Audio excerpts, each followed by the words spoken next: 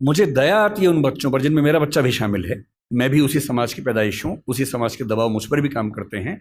और ये रिसर्च मैंने संयोग से अपने बच्चे के प्राथमिक शिक्षा के बाद पढ़ी, पहले पढ़ी होती तब भी मैं क्या करता, दिल्ली में आपको एक भी अच्छा स्कूल मिलेगा ही नहीं जो मातृभाषा में पढ़ाता हो। एक ऐसा माहौल है, मुझे दया आती है उन बच्चों पर। वो घर में जब 9-10 महीने के होते हैं या 3 साल के जब होते हैं तब वो स्कूल जाना शुरू करते हैं। 2.5 साल का बच्चा अपनी भाषा में कॉम्प्लेक्स सेंटेंसेस बनाना सीख जाता है अपने आप, बिना एक शब्द भी पढ़े लिखे। आप घरों में देखिए छोटे बच्चों को, अच्छे से वाक्य बोलेंगे। और 2.5 साल का बच्चा तो नए वाक्य बनाने लगता है, वो भी जटिल वाक्य, सरल वाक्य नहीं। उस बच्चे की इतनी गहरी पकड़ एक भाषा में हो चुकी है, एक भी दिन स्कूल नहीं गया है। और इसलिए मातृभाषा का अध्यापन जब स्कूल में होता है, टीचर को पता होता है कि बच्चे को भाषा पहले से आती है, इसे दुरुस्त करना है, सिखाना नहीं है जीरो से। और वो बच्चा बड़े अच्छे मूड से स्कूल गया, उसे मम्मी को टाटा किया, स्कूल जाके पता लगा टाटा नहीं बोलना, बाय बोलना है। उसकी दुनिया खिसक जाती है उसके पैर के नीचे से। वहां उसे पता लगता है कि भिंडी नहीं है, ये लेडी फिंगर है।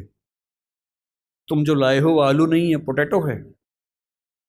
रोटी नहीं है, ब्रेड है। ठीक है, ब्रेड तो वो होती है नहीं, वो सब ब्रेड्स होती हैं। समोसा है ही नहीं इंग्लिश में, उसको पता लगा कि होता ही नहीं है तो। और वो बेचारा एक अजीब सी कश्मकश में है। उसे अपनी भाषा में सीखना था कि जीरो क्या होता है, संख्या क्या होती है, एक क्या होता है। उसे अपनी भाषा में सीखना था कि सरकार क्या होती है, दुनिया क्या होती है, चलती कैसे है। उसे सीखना पड़ रहा है कि पहले ये समझो कि दुनिया नहीं वर्ल्ड होता है। अब उसकी आधी से ज्यादा ऊर्जा वर्ल्ड पे अटकी हुई है, और बाकी बची खुची ऊर्जा से वो समझ रहा है कि वर्ल्ड होता क्या है। उसकी आधी ऊर्जा लगी नंबर शब्द याद करने में, न कि ये समझने में कि संख्या क्या होती है, नंबर क्या होता है। एक अजीब सी साजिश दुनिया भर में चल रही है कि दुनिया के हर बच्चे को उसकी मातृभाषा से बचपन में ही वंचित कर दो। उसे एक ऐसी भाषा में सिखाओ जहां उसके लिए वो भाषा सीखना अपने आप में चैलेंज हो। और इसलिए आप देखेंगे कि अगर ज्ञान की दुनिया में दुनिया भर की भाषाओं के आम आदमी शिरकत नहीं कर पा रहे हैं, गलती से भी ये मत सोचिएगा कि दिमाग वाले लोग बहुत कम होते हैं और वही आगे बढ़ते हैं। दिमाग वाले अधिकांश लोगों को बचपन में ही खत्म कर देने की साजिश दुनिया भर में चल रही है। और जो अपनी भाषा में पढ़ ही नहीं पाएगा, वो कैसे आगे बढ़ेगा, कैसे सीखेगा। मैंने 10वीं क्लास तक हिंदी माध्यम से पढ़ाई की है, उसके बाद अंग्रेजी सीखी है, ठीक से सीखी है। अंग्रेजी मुझे कहीं कोई समस्या नहीं आती है, इसमें क्या कोई परेशानी है। मैं आज भी अपनी भाषा में गीत सुनने में ज़्यादा खुश होता हूँ। मुझे फिल्म देखनी मैं हिंदी में पसंद करता हूँ, नाटक देखना हो हिंदी पसंद करता हूँ, मजाक करना हो हिंदी में पसंद करता हूँ। पढ़ना हो कोई ऐसा विषय जो हिंदी में नहीं है तो इंग्लिश में पढ़ता हूँ, इसमें क्या परेशानी है। लेकिन मुझे कोई बचपन से ही मजबूर करे कि मुझे दूसरी भाषा में, संयोग से अंग्रेजी है, फ्रेंच भी हो सकती थी, पुर्तगाली भी हो सकती थी, जो जीत जाता उसकी भाषा ढो रहे होते। ज्ञान विज्ञान की दुनिया में मेरा निजी विश्वास है इस वर्चस्व को तोड़ना बहुत जरूरी है। हम हिंदी में हजारों शब्द क्रिएट नहीं कर पाएंगे 2 दिन में, सही बात है, मुश्किल है। और हमें इतना शुद्धतावादी या प्यूरिटन होने की जरूरत नहीं है कि हम सारे शब्द अपने ही गढ़ेंगे। हम तो इंटरनेट को अंतर्जाल ही बोलेंगे, हम कंप्यूटर को संगणक ही बोलेंगे, तो आप अकेले ही बोलते रहेंगे, कोई पूछेगा नहीं आपको। जो शब्द अंग्रेजी के प्रसिद्ध हो गए उनको मान लीजिए। जापानी भाषा का शब्द है रिक्शा, आप रोज रिक्शा में घूमते हैं, कभी आपने कहा कि रिक्शा को मैं नरयान बोलूंगा? कई लोग बोलते हैं नरयान, कि मनुष्य द्वारा चलने वाला एक विमान या वाहन। क्या बकवास है। अरे जो शब्द जिस भाषा से आया, प्रसिद्ध हो गया, अपना लीजिए उस शब्द को। और उसके बाद भाषा में असली समस्या शब्द नहीं होती है। भाषा विज्ञान में एक होता है जिसको मॉर्फोलॉजी कहते हैं, एक सीमेंटोलॉजी होता है, लेकिन जो सबसे महत्वपूर्ण स्ट्रक्चर है सिंटेक्स है। सिंटेक्स का मतलब है वाक्य का निर्माण कैसे होता है, शब्दों का क्रम कैसे तय होता है। किसी नई भाषा को सीखने में सबसे बड़ी मुश्किल आती है सिंटेक्स सीखने में। आप हिंदी भाषा के सिंटेक्स में अंग्रेजी के शब्दों को शामिल कर लेंगे, रत्ती भर समस्या नहीं आएगी। और इसलिए जिसको हम कहते हैं कि अंग्रेजी माध्यम है और हिंदी माध्यम है, कहने की बातें हैं। मैं अंग्रेजी माध्यम में बच्चों को खूब पढ़ाता हूँ, 8-8 घंटे दिन में पढ़ाता हूँ, और वहाँ भी देखता हूँ कि जैसे कोई मुश्किल कंसेप्ट आता है, जब तक अंग्रेजी में पढ़ाने के बाद हिंदी में भी ना समझा दूँ, उनके चेहरे पर 12 बजे रहते हैं, क्योंकि वो हिंदी भाषी समाज के बचपन से लगातार हिंदी बोलने समझने वाले और अंग्रेजी माध्यम लेके एक ज्ञान की भाषा के तौर पर अंग्रेजी पढ़ने वाले व्यक्ति हैं। हंसी मजाक हिंदी में हो तो ठहाके मार के हंसते हैं, इंग्लिश में हो एक आध हंसता है, बाकी इसलिए हंसते हैं कि हंसने की बात थी तो हम भी हंस लेते हैं। नई बात बनती। मन की भाषा, आत्मा की भाषा अलग भाषा होती है, ज्ञान की भाषा अलग भाषा होती है, इसमें कहां कोई दिक्कत है। और इसलिए मैं आपसे कहना चाहता हूं कि ज्ञान विज्ञान की भाषा के तौर पर, व्यवसाय की भाषा के तौर पर जबरदस्ती एक वर्चस्व का दौर चल रहा है जो खत्म होना चाहिए। मुझे खुशी है कि हमारी वर्तमान सरकार इस मामले में, मैं किसी राजनीतिक दल से ताल्लुक नहीं रखता हूं, मुझे ना सरकार का समर्थक माना जाए ना विरोधी माना जाए, क्योंकि मैं सच में दूरी बना के रखता हूं, बहुत दूर बना के रखता हूं। मैं मुद्दों पर तारीफ करता हूं, मुद्दों पर आलोचना करता हूं। भाषा के मामले में वर्तमान सरकार बेहतर काम कर रही है, ये सही बात है। कई स्तरों पर हमने देखा है। मेडिकल साइंस मध्य प्रदेश से शुरू हुआ, एक ही साल में एमपी में, यूपी में, उत्तराखंड में शुरू भी हो गया। और मैं कई साल से सोचता था कि मेडिकल साइंस में ऐसा क्या है जो हिंदी में नहीं पढ़ सकते। और सोचिए, डॉक्टर बनने के बाद करना क्या आपको डॉक्टर बन के आम आदमी का इलाज करना है। भारत के आम आदमी की हालत क्या है? डॉक्टर के पास जाता है, उसको एक वाक्य समझ में नहीं आता है। डॉक्टर 4 लाइन इंग्लिश के बोलता है, कुछ मुश्किल शब्द बोलता है, तो वो मान लेता है कि ज्ञानी आदमी है, ठीक बोल रहा होगा। उसे अपनी हेल्थ के बारे में एक वाक्य ठीक से समझ में नहीं आता है। किसी विकसित देश में चले जाइए, डॉक्टर की जिम्मेदारी होती है कि जब तक मरीज सारी बातों को ठीक से न समझ ले तब तक इलाज शुरू नहीं कर सकता है। हमारे देश में भाषा का अंतर ऐसा है कि मरीज अपनी बीमारी को ठीक से कभी समझ ही नहीं पाता है। ऑपरेशन तक की सहमति ले लेते हैं अंग्रेजी बोल के, वो समझ नहीं पा रहा होता, हाँ तो हो गया, साइन कर, हाँ साइन कर दिया। उसमें क्या लिखा हुआ है कि तुम्हारा ऑपरेशन करेंगे, तुम मर भी सकते हो, मर गए तो तुम्हारी जिम्मेदारी है। कुछ पता ही नहीं उस बेचारे को। क्यों भारत का हर डॉक्टर, तमिलनाडु का डॉक्टर तमिल में क्यों ना बात करे पेशेंट के साथ, कर्नाटक का डॉक्टर कन्नड़ में बात करे, हिंदी का डॉक्टर हिंदी में बात करे, और अंग्रेजी मातृभाषा वाले जो 2,70,000 लोग हैं उनके लिए कुछ डॉक्टर इंग्लिश वाले रख लीजिए। डॉक्टर की भाषा तो समाज की भाषा होनी चाहिए, यही कानून के साथ है। हमारी जुडिशरी इतना जबरदस्त जुडिशियल फ्रीडम, जुडिशियल इंडिपेंडेंस, संविधान का मूल ढांचा है, सब बातें बढ़िया हैं। पर जिस देश की आबादी में 2,70,000 लोग अंग्रेजी मातृभाषा वाले हों, उस देश का सुप्रीम कोर्ट सारे निर्णय अंग्रेजी में ही देगा, ये कहाँ का लोकतंत्र है? यहाँ आपका जो जुडिशियल इंडिपेंडेंस है या जुडिशियल रिस्पॉन्सिबिलिटी है वो कहाँ से ली जाती है? उस समय आपके सुप्रीम कोर्ट में मधु लिमये नाम के व्यक्ति जिद करते हैं कि मैं हिंदी में अपनी बात रखूंगा, आप उनको परमिशन देने के बाद नकार देते हैं कि हमसे गलती हो गई, ऐसा नहीं कर सकते हैं। मेरे देश में, मेरे सुप्रीम कोर्ट में अपनी भाषा में आप बोल भी नहीं सकते। आप 28 राज्यों में से केवल 4 राज्यों में हिंदी में हाई कोर्ट में बात करने की परमिशन देते हैं। लोकतंत्र का मतलब क्या होता है? कुछ गिने चुने एलिट्स के हिसाब से जनता अपनी भाषा बदलेगी या जनता की भाषा से प्रशासक भाषा बदलेंगे अपनी? अगर लोकतंत्र है तो लोकतंत्र में जनता की भाषा ही केंद्र में होनी चाहिए, कोई और भाषा केंद्र में कैसे हो सकती है? पर हम लोग इतने आदी हो चुके हैं, हम स्लेव मेंटेलिटी के इतने अभ्यस्त हो चुके हैं कि हम ये प्रश्न कभी नहीं करते। हमारे सुप्रीम कोर्ट के चीफ जस्टिस या कोई जज हिंदी में क्यों नहीं बात कर पाते? और नहीं कर पाते, मैं फिर बार बार कह रहा हूँ, मामला सिर्फ हिंदी का नहीं। मेरी इच्छा है कि सुप्रीम कोर्ट के बहुत सारे जजेस में कुछ को तमिल ठीक से आती हो, कुछ को तेलुगु अच्छे से आती हो, कुछ को मराठी आती हो, कईयों को हिंदी आती हो।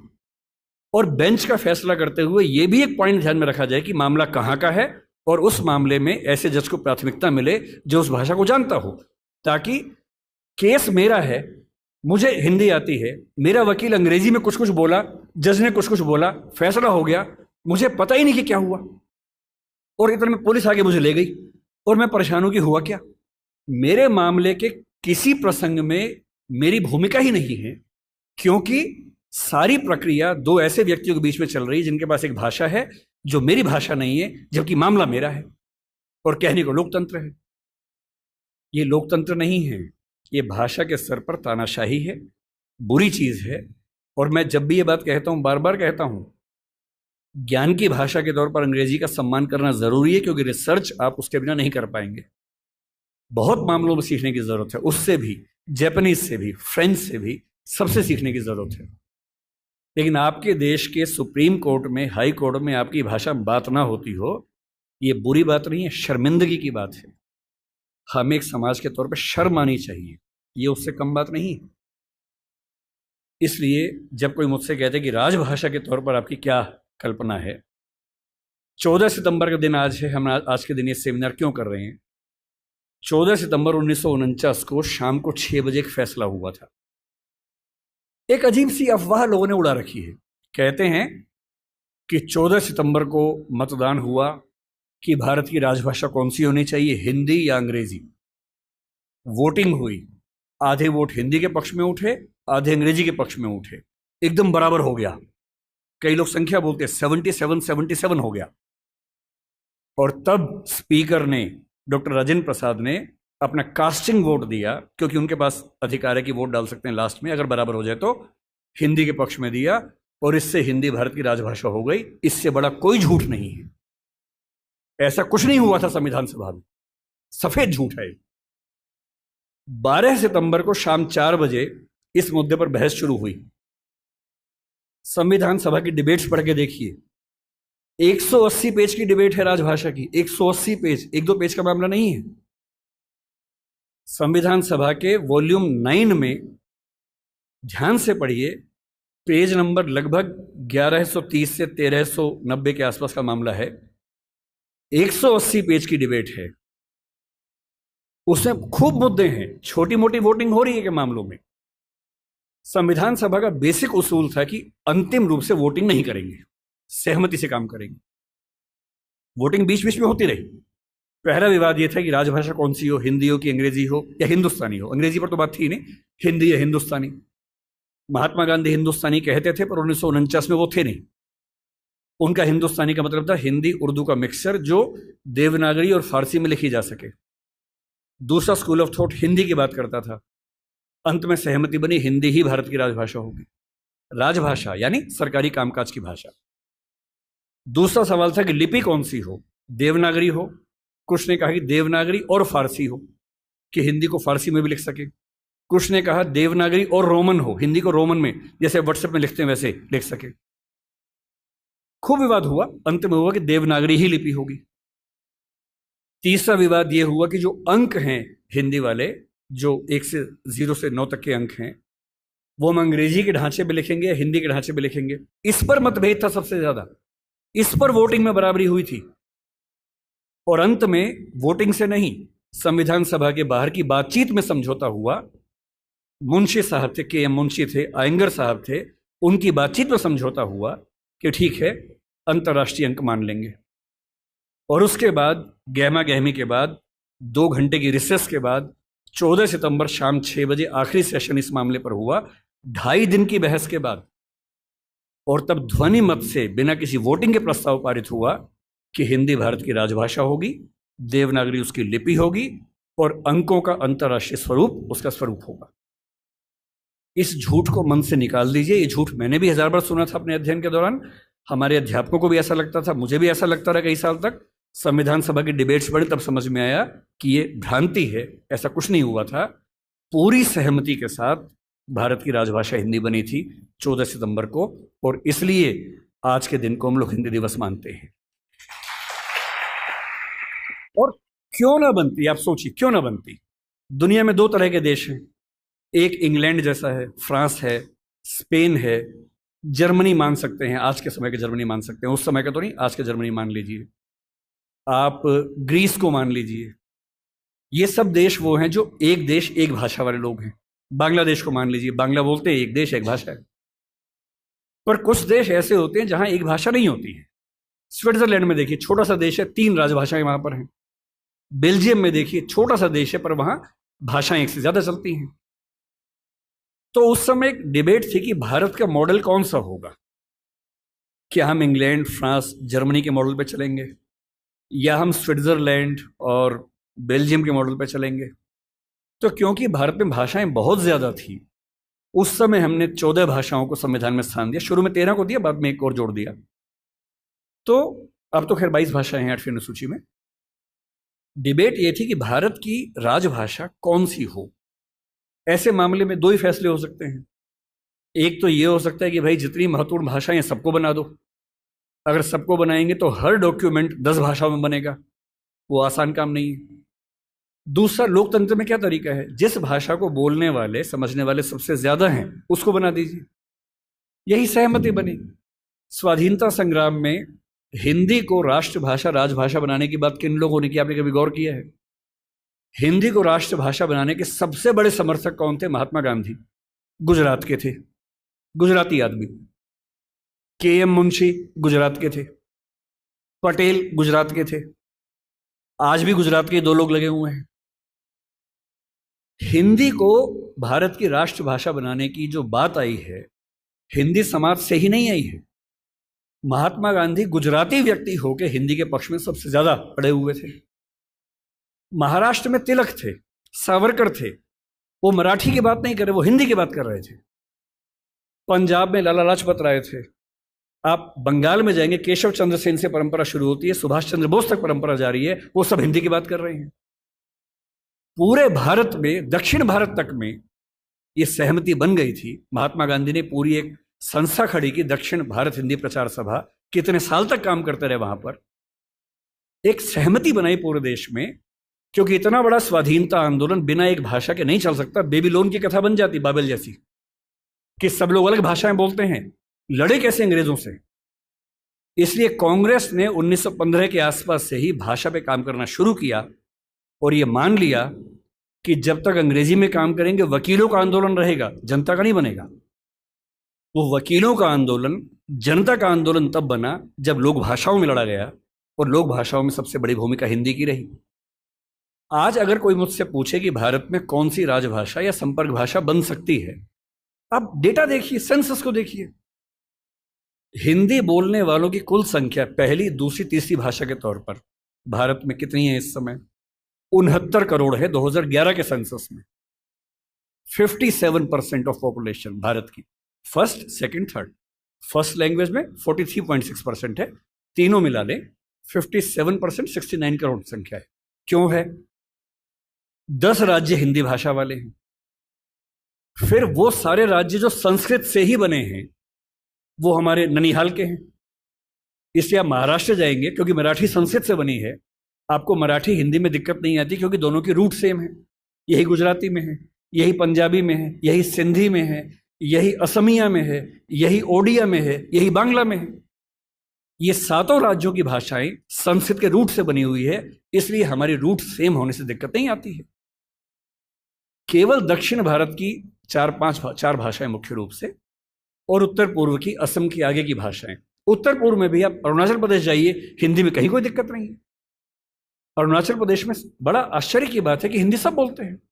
अंडमान निकोबार जाइए, हिंदी सब बोलते हैं, वहां पर कहीं कोई समस्या नहीं। हैदराबाद में हैदराबादी हिंदी चलती है। मुंबई मराठी क्षेत्र होकर हिंदी का गढ़ बना हुआ है। और जो दक्षिण के 4 राज्य हैं उनमें भी, क्योंकि 10वीं क्लास तक हिंदी आमतौर पर स्कूल में पढ़ाई जाती है, तमिलनाडु में कुछ गांवों को छोड़ देंगे, मैं पूरा भारत ठीक से घुमा हुआ है, और मुझे आज तक हिंदी से काम चलाने में दिक्कत नहीं आई। 69 करोड़ की आबादी, 121 करोड़ में से आज 145 करोड़ हैं। ये संख्या मिनिमम आप मान के चलिए कि 75 करोड़ के आसपास होने वाली, 80 करोड़ होने वाली है। इस 69 करोड़ अगर मैं 2011 की बात मान लूं, तो तुलना में कौन है? नंबर 2 पर कौन आता है? बांग्ला। हिंदी में कितना है? 57% है। बांग्ला में कितना है? 9% है। आप किसे बनाएंगे राजभाषा भारत की? संपर्क भाषा किसे बनाएंगे? 57% के बाद सीधा 9% है। नंबर 3 पे मराठी आती है, अभी आ गई है। पहले नंबर 3 पे तेलुगु थी, अब मराठी आ गई है। कितना है? 8.7% है। नंबर 4 पर तेलुगु है, 8% के आसपास है। यानी एक भाषा बोलने वाले 57% हैं, नंबर 2 वाले 9, 8.7, 8, 6, 4, 3। क्या लोकतांत्रिक तरीके से कोई कंपटीशन बनता है किसी तरह का? और संपर्क भाषा संविधान लिखे या ना लिखे, संविधान में लिखा भी नहीं है। संविधान में कहीं नहीं लिखा कि भारत की संपर्क भाषा कौन सी है, ना लिखा है भारत की राष्ट्रभाषा कौन सी है, केवल लिखा है भारत की राजभाषा कौन सी है। 14 सितंबर को हुआ था, उस समय आर्टिकल 301 था, लेकिन जब संविधान फाइनल हुआ तो आर्टिकल 343 से 351 तक का हिस्सा जो अंतिम प्रारूप संविधान का बना उसमें राजभाषा का है। भाग 17 है, जो प्रारूप में भाग 14 था। इसलिए हमें डरने की जरूरत नहीं है। हम स्वाभाविक तौर पर भारत के भाषा के डेमोग्राफी के नक्शे में सबसे बुलंद आवाज हैं, तो हमारी आवाज की पहचान होनी चाहिए। हमें खौफ किस बात का होना चाहिए? क्यों मिरांडा बनने की जरूरत है भाई? अपने धौस में रहिए, आत्मविश्वास से भर के रहिए।